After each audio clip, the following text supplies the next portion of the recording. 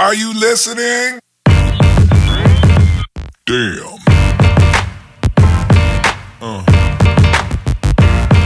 Yeah. Here we are mid-March, and the mountain bike gods continuing to torture me. I mean, it's absolutely beautiful out, but a little tough to ride. Hey YouTube, it's Waddy, and today it's my bike overview day. All right, so this is my new whip. Brand new to me. I think I've ridden it twice now. I've probably got about 10 hours on it. It is a Pivot Firebird. I'm 5'8". It's a size medium, and basically I got it because I wanted to smash the biggest shit I could find as fast as I could go. The Firebird's 65-degree head angle, 170 mils of travel front and rear, and kind of go over some of the build on it. I did not order this. I ordered the frame and fork, and then had Headquarters Bike in Grandfather, North Carolina, build this bad boy up for me. And so what we did, start with the drivetrain, went with the GX Eagle. The reason I went with the GX Eagle is the GX weighs exactly the same, operates exactly the same as the rest of the SRAM, X01, XX1.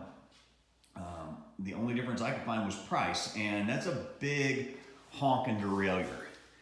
And as much of the rough stuff that we ride, the likelihood of tearing that thing off is fairly high. So much cheaper to replace that guy than it is to replace a higher end build. The only thing that I changed up, I did go with the X01 Eagle cassette. And the reason I went with that is it weighs the exact same thing as the XX1. It's just not gold, and it's much lighter than the GX. So I went with the GX shifter derailleur, X01 cassette. Next went with a race face chainring and HT AE03 pedals. And these pedals are fantastic. Let me put my hand up here so you can see. They're extremely thin. So I haven't had any pedal strikes, and the bottom bracket on this guy is almost an inch lower than the bike I'm coming off of. So I wanted something that would be very grippy, and these grab, I'm riding 5'10" shoes, these grab fantastic, but still very low profile. Run the next SL crank, which is extremely light, very beefy. So I'm getting good power transfer, and it just works fantastic. We looked at going with a SRAM crank, but SRAM didn't have their shit together, so they don't have their bottom brackets ready yet. And since I'm not shifting on the front end, it really doesn't matter. I just need to be able to turn that chain. Got a simple MRP chain guide and bash guard.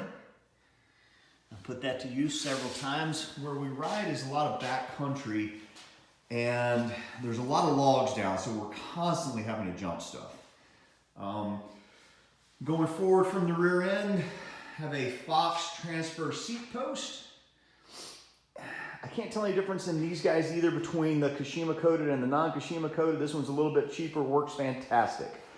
Running a Fox lever underneath the bar. There's been a lot of complaints about this guy as far as it being thin and this and that, and it's not sexy, but it works. I have no complaints about it. It works perfect. The Pivot's bike, so I'm going to talk a little bit about the frame. The Pivot bikes are long. This is a long bike, and I wanted a long bike because I wanted it to be stable at high speed. And so that's one reason I went with the Firebird. I was a little bit nervous. If you look at the measurements online, the cockpit measures extremely long. So I went and I sat on one and rode it. I rode a size medium. I was a little bit nervous about the medium. That's typically my go-to size, but their measurements really had me a little bit nervous. Sat on it, felt fine. a little bit stretched out. This thing comes spec'd with a 45 mil stem. I changed it to a 35 mil stem, and it fits me absolutely perfect. So got a hi-fi 35 mil stem on there, Chromag, matching Chromag bars, 800 millimeters wide. And that's pretty much it for the cockpit and drivetrain. The saddle is, I could care less about saddles. I can ride anything, so it really doesn't matter to me. It's a saddle I had, so it's a saddle that's on there. As far as brakes, I went with a Hope brakes. The reason I went with Hope brakes is the same reason that everybody else goes with Hope brakes. They're anodized. Honest God, don't let anybody tell you the difference. Now, they're 4-piston brakes, really good modulation. I'm coming off of XTR brakes. They're a little bit different in the fact that it's not an on-off feeling.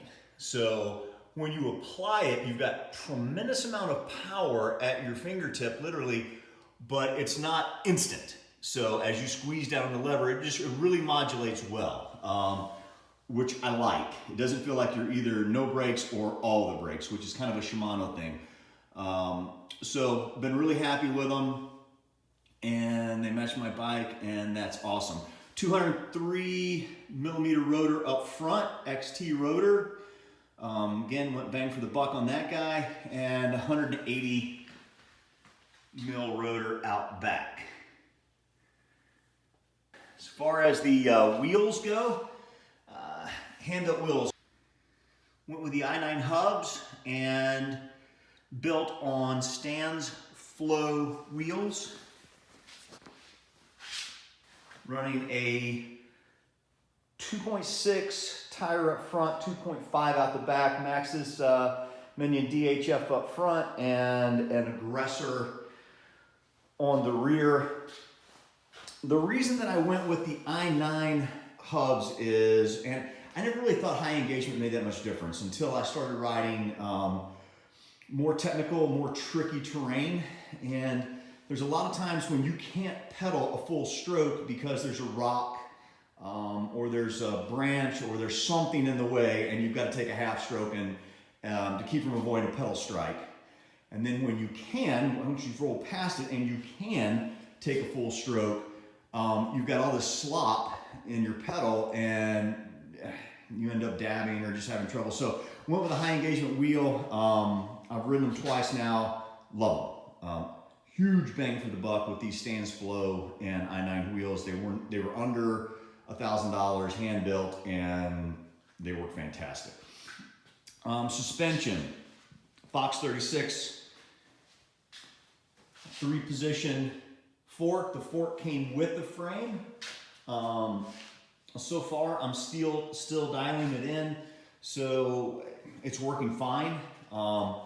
It's taking big hits, fantastic.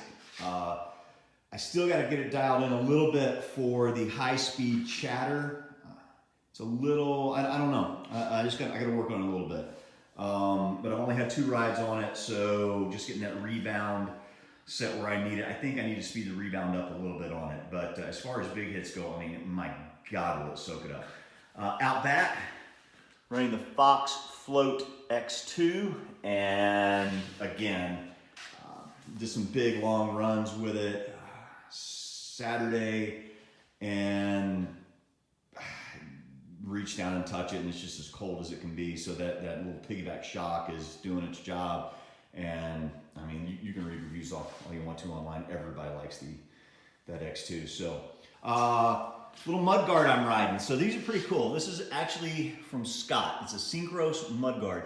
You can see the 2 little screws there. There's 2 screw holes on the back of a Fox 36. I don't know if they have it on their other forks or not, but the little Synchros mud guard just screws right into there. Super slick, clean, easy, and you don't have to think about it. I think that's everything. I don't think I've forgotten anything. Hopefully I can get out soon and start getting some more video. Thanks for checking in, guys.